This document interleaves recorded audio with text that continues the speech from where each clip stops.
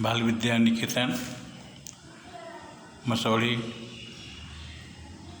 हिंदी शिक्षक विजय कुमार के वर्ग में 9वीं कक्षा के सभी विद्यार्थियों का स्वागत है। तो आज हिंदी पाठ्य पुस्तक कृतिका भाग 1 जो 9वीं कक्षा के लिए निर्धारित है उसका आरंभ करते हैं। और इसमें जो दूसरा पाठ है मेरे संग की औरतें, ये हमारे पाठ्यक्रम में है। तो आज इसी का अध्ययन हम लोग शुरू करेंगे। मेरे संग की औरतें और लेखिका का नाम है मृदुला गर्ग। तो मृदुला गर्ग के बारे में कुछ जानकारी हम लोग पहले प्राप्त कर ली।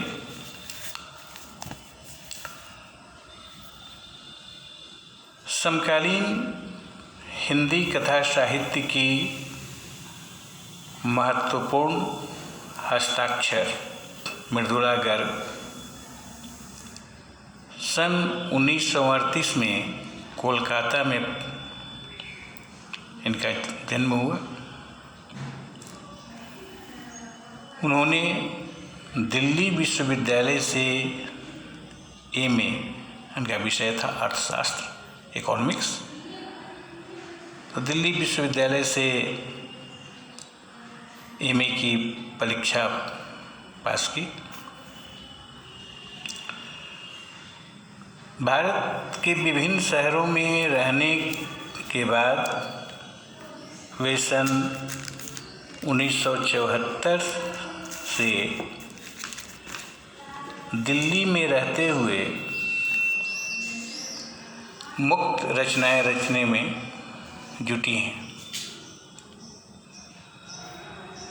कथा साहित्य के अलावे उन्होंने वर्तमान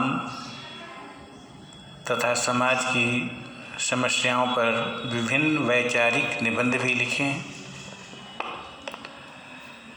मृदुला गर्ग ने कथ्य तथा शिल्प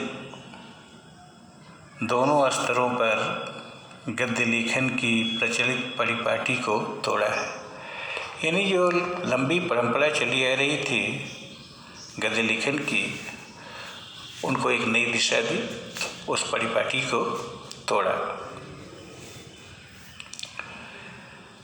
मृदुला गर्ग की प्रमुख रचनाएं कृतियां इस तरह हैं। उसके हिस्से की धूप, अनित्य, चितकोबड़ा, कठगुलाब। तो ये जो नाम की नायक है ये उपन्यास है, साहित्य की एक विधा है उपन्यास। संगति विसंगति, ये 2 खंडों में संपूर्ण कहानियों का संग्रह है, संगति विसंगति। निबंध संग्रह इनके हैं रंगढंग, चुकते नहीं सवाल, ये निबंधों का संकलन है। अब हम लोग इस पाठ को देखते हैं। एक नानी थी, जाहिर है नानी तो होगी, पर मैंने उन्हें कभी देखा नहीं। क्यों? मेरी माँ की शादी होने से पहले ही उनकी मृत्यु हो गई थी। देखने का तो प्रश्न ही नहीं। शायद नानी से कहानी न सुन पाने के कारण हम 3 बहनों को खुद कहानियाँ सुननी पड़ी। अब नानी कहानी कहती तो कहानी सुनने का मौका तो मिला नहीं। कभी देखी ही नहीं। तो 3 बहनों को खुद कहानियाँ लिखनी पड़ी। नानी से कहानी भले न सुनी हो, नानी की कहानी जरूर सुनी, और बहुत बाद में जाकर उसका असली मर्म समझ में आया। जिसमें सुनी उस समय कोई खास प्रतिक्रिया नहीं हुई, कि बाद में उसका असली मर्म समझ में आया।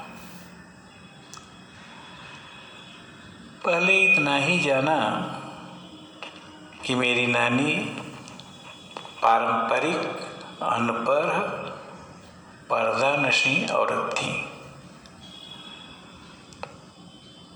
अनपढ़ तो उस समय तो व्यवस्था ही ऐसी थी, औरतों की पढ़ाई की समुचित व्यवस्था नहीं थी। अब पर्दानशी यानी पर्दे में रहने वाली, जिनके पति शादी के तुरंत बाद उन्हें छोड़कर विलायत चले गए थे। किस लिए? बैरिस्ट्री पढ़ने के लिए। तो उसमें लोग इंग्लैंड जाते थे वकालत की पढ़ाई करने के लिए। कैम्ब्रिज विश्वविद्यालय वहाँ का प्रसिद्ध विश्वविद्यालय है, यूनिवर्सिटी है कैम्ब्रिज। कैम्ब्रिज विश्वविद्यालय से डिग्री लेकर जब वे लौटे और विलायती रीति रिवाज, एक होता है देसी रीति रिवाज, यहाँ की सभ्यता संस्कृति, और एक विदेशी। तो विलायती रीति रिवाज के संग जिंदगी बसर करने लगे। वहाँ से लौटे तो वहाँ की संस्कृति की छाप तो पड़ी, वहीं का कल्चर अपने। नानी के अपने रहन सहन पर उसका कोई असर नहीं पड़ा। न उन्होंने अपनी किसी इच्छा आकांक्षा या पसंद नापसंद का इजहार पति पर कभी की। वो अन्य महिलाओं की तरह नहीं थी, उन पर कोई असर नहीं पड़ा नानी पर। और ना कभी अपने पति से शिकायत की कि मुझे ये पसंद नहीं है, वो पसंद नहीं, मेरी इच्छा क्या है, मेरी आकांक्षा क्या है। कभी इस पर वाद विवाद नहीं हुआ। पर जब कम उम्र में नानी ने खुद को मौत के करीब पाया, नानी को एहसास हुआ कि लगता है कि अब मौत दरवाज़ा खटखटा रही है, तो 15 वर्षीय इकलौती बेटी यानी लेखिका की माँ, इकलौती बेटी, मेरी माँ की शादी की फिक्र ने उनको डराया। और माँ को तो बेटी की चिंता होती, वो चाहती है कि उसकी ज़िंदगी में उसका घर बस जाए। तो माँ की शादी की फिक्र ने इतना डराया कि वे एकदम मुंहजोर हो उठी। नाना से उन्होंने कहा कि वे पर्दे का लिहाज छोड़कर, उनके जो दोस्त हैं प्यारेलाल शर्मा और स्वतंत्रता सेनानी थे, बोले कि हम उनसे मिलना चाहते हैं। यह प्रस्ताव सुनकर सब हैरान रह गए, दंग, क्योंकि उस समय पर्दा प्रथा थे और पर्दा नशी भी थी, और एक गैर पुरुष से मिलना, ये प्रस्ताव किसी को वाजिब नहीं लगा। तो जिस पर्दानशीं औरत ने पराये मर्द से, क्या पराये मर्द की बात तो छोड़ दीजिए, खुद अपने मर्द से मुंह खोलकर बात नहीं की थी, आज वाली स्थिति नहीं थी, आखिरी वक्त में अजनबी से क्या कहना चाह सकती है भाई? तो यह प्रश्न लोगों को परेशान कर रहा था कि कौन सी ऐसी बात होगी। पर नाना ने वक्त की कमी और मौके की नजाकत की लाज रखी। नाना समझ गए कि ये समय बहुत कम है, कभी भी जीवन लीला समाप्त हो सकती है, और मौके की कोमलता नजाकत की लाज रख ली। सवाल जवाब में वक्त बर्बाद करने के बजाय फौरन जाकर दोस्त को लिवा लाया,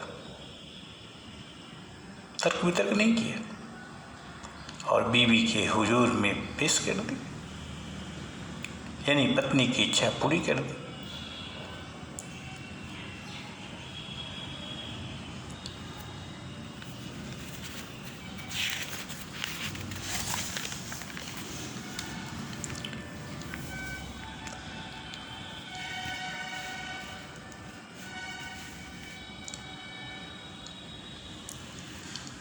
अब नानी ने जो कहा वह और भी हैरत अंगेज था। सब सुनकर के आश्चर्यचकित हो गए। क्या कहा? तो उन्होंने कहा कि वचन दीजिए कि मेरी लड़की के लिए वर आप तय करेंगे। अपने पति पर विश्वास नहीं है। मेरे पति तो साहब हैं और मैं नहीं चाहती कि मेरी बेटी की शादी साहबों के फरमाबरदार से हो। आप अपनी तरह आज़ादी का सिपाही ढूंढकर उसकी शादी करवा दीजिए। यही प्रस्ताव रखा गया स्वतंत्रता सेनानी के सामने। ये तस्वीर में आप देख सकते हैं, ये लेखिका की माँ और ये पिताजी और ये स्वतंत्रता सेनानी टोपीधारी जो हैं, तो उन्हीं से ये प्रस्ताव रखती है, मुझे वचन दीजिए कि मेरी बेटी के लिए वर आप ढूंढेंगे और वह भी आप ही की तरह आज़ादी का सिपाही हो। कौन कह सकता था कि अपनी आज़ादी से पूरी तरह बेखबर उस औरत के मन में देश की आज़ादी के लिए ऐसा जुनून होगा? जुनून, दीवानगी, किसी को इस बात का अंदाजा नहीं था। बाद में मेरी समझ में आया। तो मेरी समझ में आया मतलब किसकी समझ? लेखिका। कौन? मृदुला गर्ग। उनकी समझ में आया कि दरअसल वे निजी जीवन में भी काफ़ी आज़ाद ख्याल रही होंगी। ठीक है, उन्होंने नाना की जिंदगी में कोई दखल नहीं दिया। चलिए माना कि नाना की जिंदगी में कोई दखलंदाजी नहीं की, न उसमें साझेदारी की, पर अपनी जिंदगी को अपने ढंग से जीती जरूर रही। पारंपरिक घरेलू उबाऊ और खामोश जिंदगी जीने में आज के हिसाब से क्रांतिकारी चाहे कुछ न रहा हो, दूसरे की तरह जीने के लिए मजबूर न होने में असली आज़ादी कुछ ज़्यादा ही थी।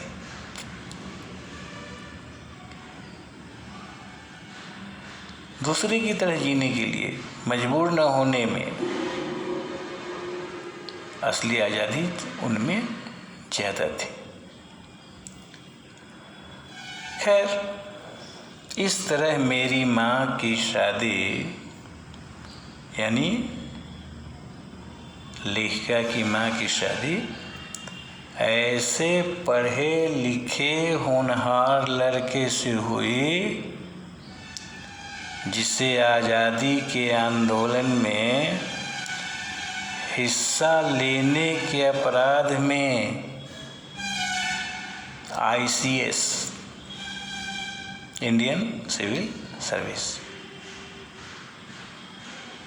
ICS के इम्तिहान में बैठने से रोक दिया गया था। ऐसे लड़के से शादी हुई और जिसकी जेब में पुश्तैनी पैसा ढेला एक नहीं था, यानी बहुत गरीबी थी, पूर्वजों से कोई संपत्ति मिली नहीं थी, जेब खाली। माँ बेचारी अपनी माँ और गांधी जी के सिद्धांतों के चक्कर में सादा जीवन जीने और ऊंचे ख्याल रखने पर मजबूर हुई। सिंपल लिविंग, हाई थिंकिंग, सादा जीवन, उच्च विचार। हाल उनका यह था कि खादी की साड़ी उन्हें इतनी भारी लगती थी कि कमर चनका खा जाती। रात रात भर जागकर वे उसे पहनने का अभ्यास करती, जिससे दिन में शर्मिंदगी न उठानी पड़े। जिसने साड़ी न पहनी हो उसको पहनने में परेशानी तो हो, तो रात में इसका अभ्यास होता। वे कुछ ऐसी नाजुक थीं कि उन्हें देखकर उनकी सास यानी लेखिका की दादी ने कहा था, हमारी बहू तो ऐसी है कि धोई पोंछी और छींके पर टंग। गनीमत यही थी कि किसी ने उन्हें छींके पर से उतारने की पेशकश नहीं की।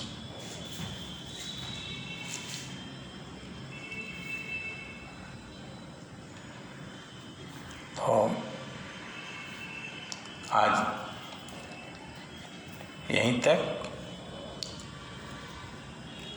अब इसमें कुछ प्रश्न आप HW में नोट कर सकते हैं, जैसे जो संक्षिप्त प्रश्न होते हैं,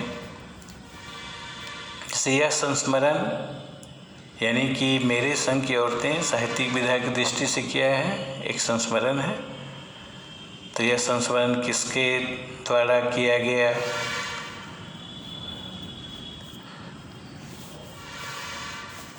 एक प्रश्न ये हुआ। दूसरा है कि लेखिका ने किसे कभी नहीं देखा। तीसरा है शादी के पहले लेखिका की नानी कैसी औरत थी। चौथा है लेखिका की नानी ने अपनी मौत का एहसास होने पर किससे मिलने की इच्छा जताई। फिर एक प्रश्न है कि नानी ने प्यारे लाल शर्मा को क्या जिम्मेदारी सौंपी। अगला, नानी ने उनसे कैसा वर ढूंढने के लिए कहा। अगला, लेखिका ने लेखिका की नानी अपनी निजी जीवन में कैसी थी। और अगला प्रश्न है कि लेखिका की दादी उसकी माँ की नाजुकी को देखकर क्या कहती हैं। तो इन प्रश्नों के उत्तर आपको फेयर कॉपी में तैयार करने हैं और व्हाट्सएप पर भी भेजने हैं। तो फिर अगली बार मुलाकात होगी, तब तक के लिए मैं इजाज़त चाहूँगा। धन्यवाद।